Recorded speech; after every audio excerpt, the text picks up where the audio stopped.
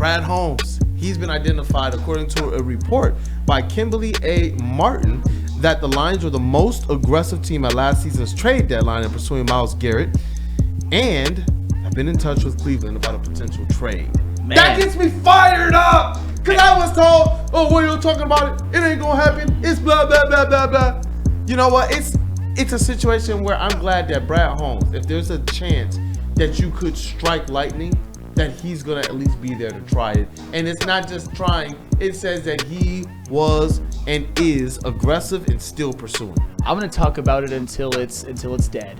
Until it's dead? I'm not going to belabor the point too much, but when new news comes out, we're gonna talk about it. And it's interesting how, imagine if the Lions would have found a way to make that happen last year at the trade deadline. Maybe we're having a different conversation this year. I know that he doesn't prevent 5 turnovers by the offense, but still, it would certainly have given them a better shot than Zadarius Smith, even though we're grateful for what Zadarius Smith has done and what he will continue to do for these Detroit Lions. But I think it's also interesting because one of the knocks on Brad Holmes, even though he's been a phenomenal drafter and he's made some very, very tactful, not expensive free agent signings and trades, is that, holds on to the picks, isn't willing to try to make a move like this. But when you're trying to go for a Myles Garrett, you can only do so much. The Cleveland Browns last year, I'm not saying that they thought that they had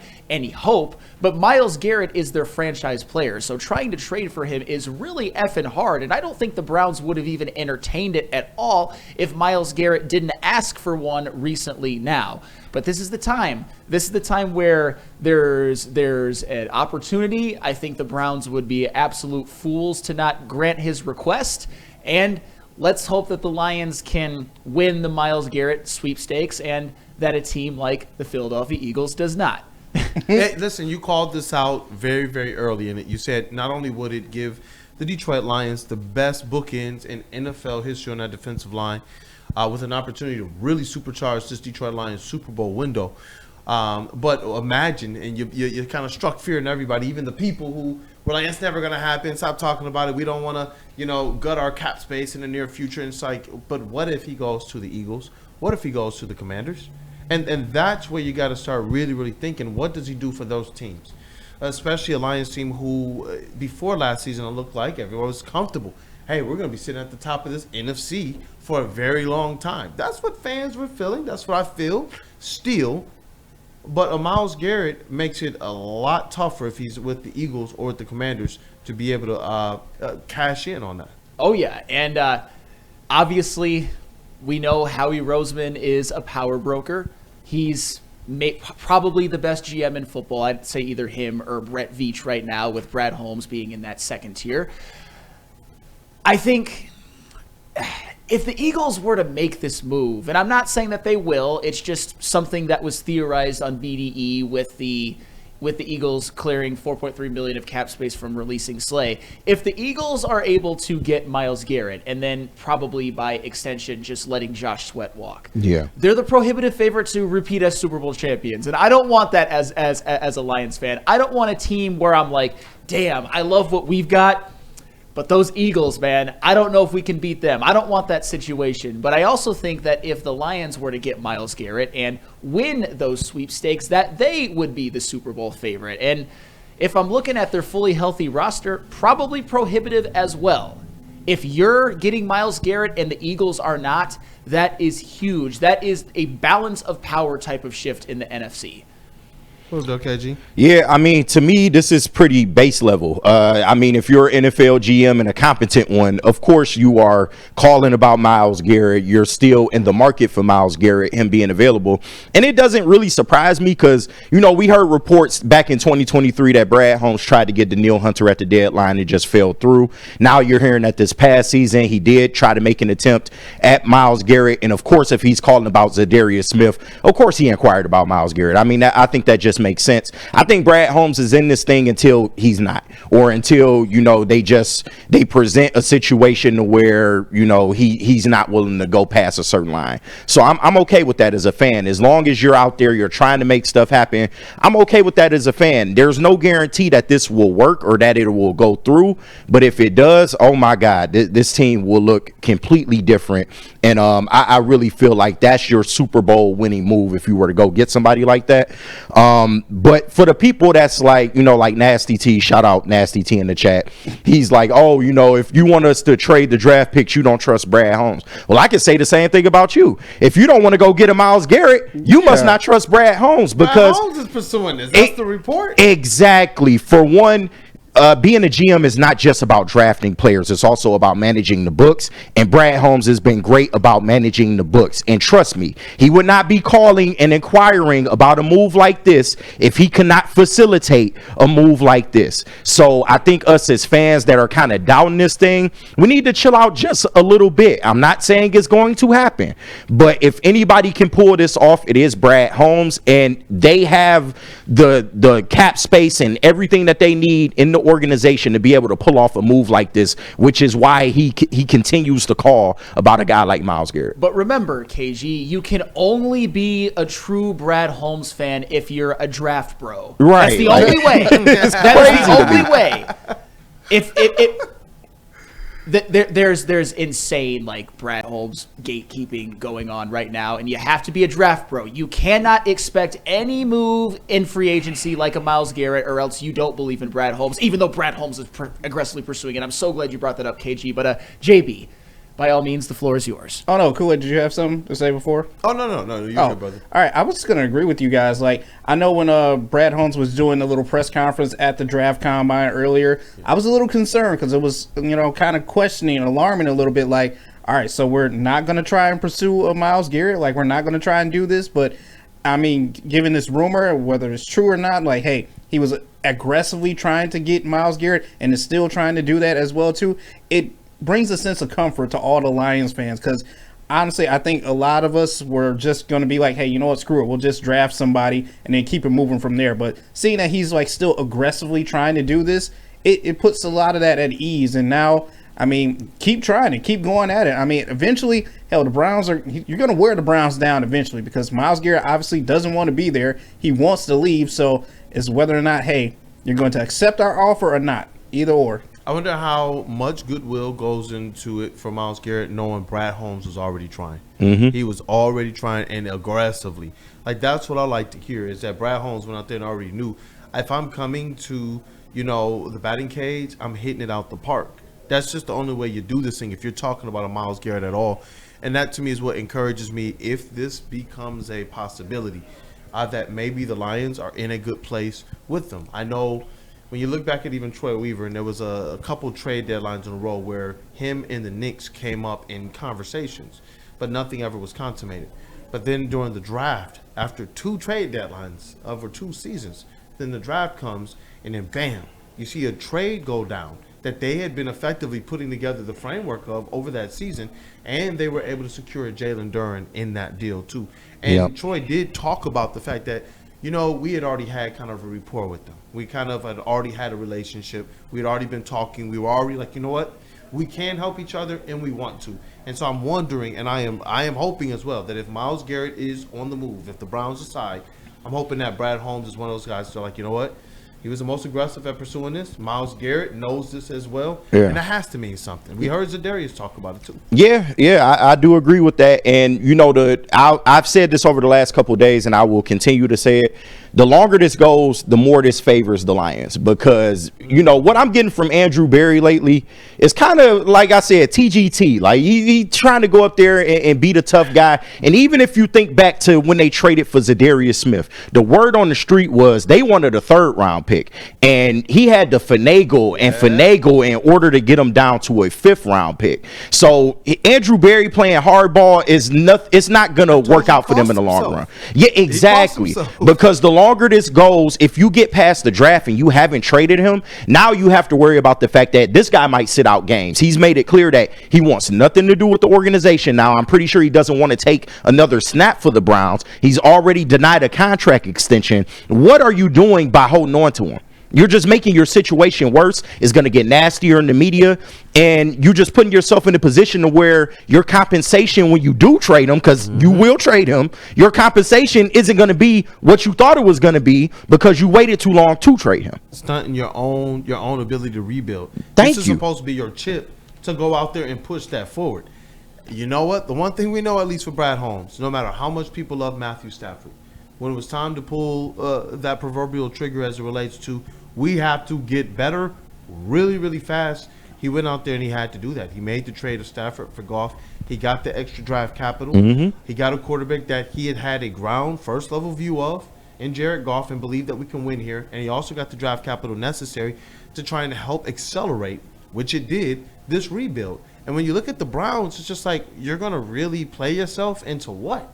Because the closer this thing gets to his contract being done, it's just like, yeah, you might get some team to go out there and bite. But at what cost to you now? Right. I believe I can't wait till some of those offers leak, because I would assume that what he was probably being offered at the trade deadline by the Lions is not what he's going to get now. Yeah, I believe that. Hey, and I just have to call this out because I saw that on You're right. He over there stewing, looking at the. You know when you look at the computer screen too long. I'm not stewing. I'm not stewing, and I'm not trying to hijack because there wasn't. You guys did a great job. Get your shit off, Sam. Say what you want to say, bro. Crash out. I'm not going to crash out. Sam. This is from just a fan, and this type of stuff drives me up an effing wall. Too many people talk like idiots. Who has talked to Brad Holmes and knows what he is going to do? None of you have. You just speculate and guess. Welcome to Talk Radio. Yeah, just like Welcome to Talk Radio. Right. Because I don't have Brad Holmes on speed dial, I wasn't invited to his kid's birthday party. You know what? We're just going to rinse, wash, repeat. Brad Holmes does something, we move on. Brad Holmes does something, we move on. This is Talk Radio, bro. Yeah. Come on. But the shit is not hard to figure out if you watch his moves, bro. Yes, we're not privy to everything, in the organization. Clearly, we're not. But at the same time, if you pay attention to what Brad Holmes does, you hear some of this stuff in the media, it all makes sense. And just because, he's great at drafting doesn't mean that he's not willing to risk some picks with the Lions being in the situation that they're in now to go put your team over the top. That's lunacy. And that's the whole thing. We're not talking conjecture. We're talking an actual report. Yes. That's the thing that makes this, gives us the ability to talk about it.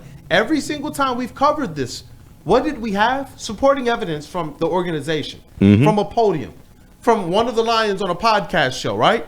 We had Amon-Ra going out there saying it. We have Hutch going out there and saying it. We got Hutch and Jared Goff going out there and putting on the full court press at the honors. They're doing this. And then Brad Holmes and the report comes out, hey, you know what? I am aggressively seeking this right now. We're not up here just having conversations about what we think and what we feel. We literally are covering reports that Brad Holmes was aggressive and Brad Holmes is pursuing. Yeah. That's what we're discussing. Yeah. And all these people believe Brad would never. Listen, bro, I just think, what are you talking about? This is the report. Clearly, Brad would. It's the draft bros. It's the, like seriously, there is a Brad Holmes fandom section led by Anson that are the draft bros. Led by Anson. Like, it's almost like if you hear a report like that, you just want to go like, la, la, la, la, la, and almost don't believe it because Brad Holmes, he's a drafter. He doesn't do stuff like that. It's like, well, he is, if he was most aggressively pursuing Myles Garrett in the past trade deadline, I tend to believe it because at that time, the Lions were, I wouldn't say desperate, but they lost Aiden Hutchinson. And if you bring in Myles Garrett, you basically replace him, maybe even get a little bit better. And that makes sense. It's logical.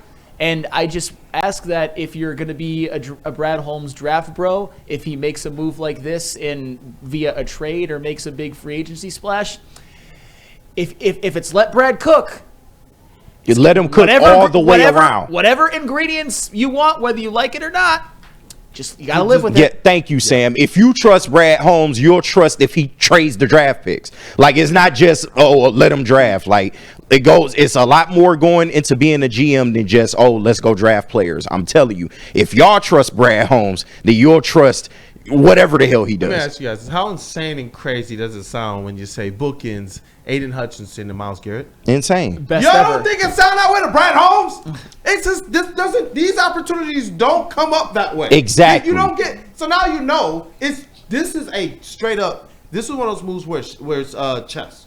This is not a checkers one. This is one where you improve greatly by bringing this guy here. But I promise you, if he's on the move to one of those top NFC teams, you don't want to have to deal with that while we're sitting here also talking about we probably need to make an addition or two to this offensive line right now. It's just like, I don't know, man. And no, I'm so glad you said that, because people act like we just talking about anybody off the fucking street. This is a generational Hall of Fame talent. He's Hall of Fame right now, and he's still active and playing. He's still got a lot more left in the tank. He's already in the Hall of Fame. This isn't just anybody. This doesn't just happen every fucking day. But go back to the trade deadline 2 years ago and look at some of the players people were more vehemently like for. He has to go out and get someone for the trade deadline. Do y'all remember that 2 years ago? Yeah. You were in the booth while I was getting some opportunities up here, man. I remember. And I'm just like, and now Myles Garrett is a possibility.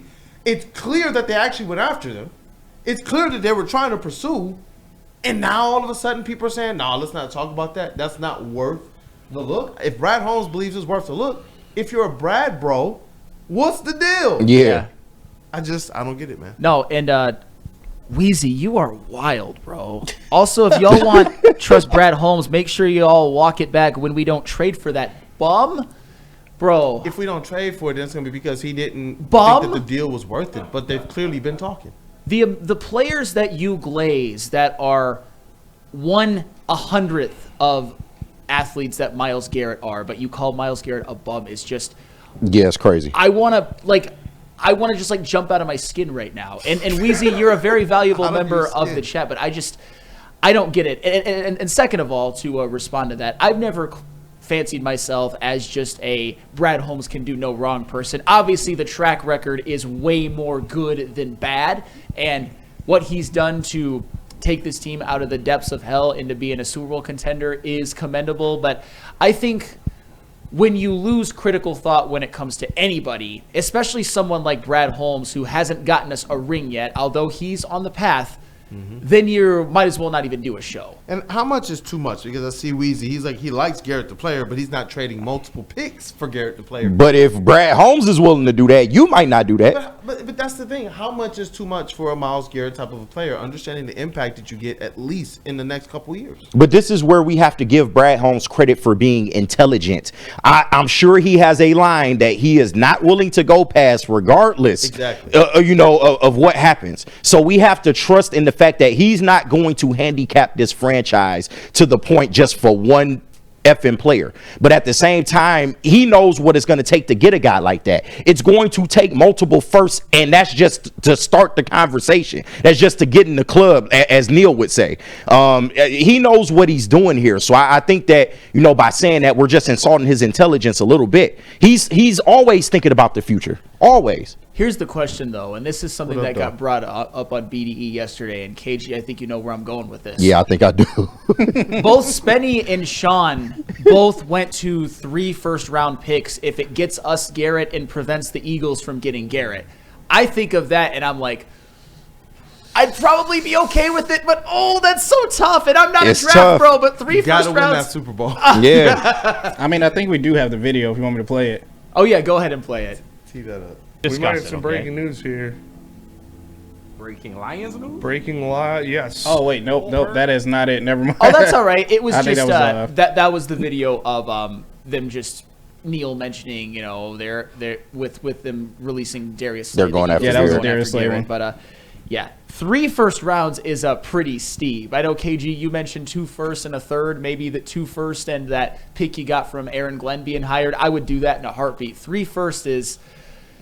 That's rough. Look, that's 151. He put this in all caps. Nothing is too much for Myles Garrett. I mean, look what Cleveland gave him for Watson. Well, and second of all, if you're Andrew Berry and you don't accept 3 first-round picks, you need to be fired. Point blank, period. Fired. That would supercharge your rebuild in a way that you need so much if you're the Cleveland Browns.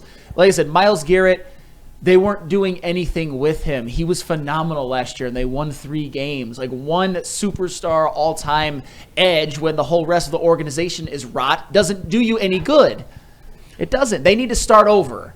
And I look, Brad Holmes is also cooked up with those 2nd, 3rd, 4th, 5th, and some 6th-round picks. Exactly. So I'm just like, if you are a Brad bro, and you got to come up off of, a couple first-round picks, but this year, largely, everything else is intact for your draft capital.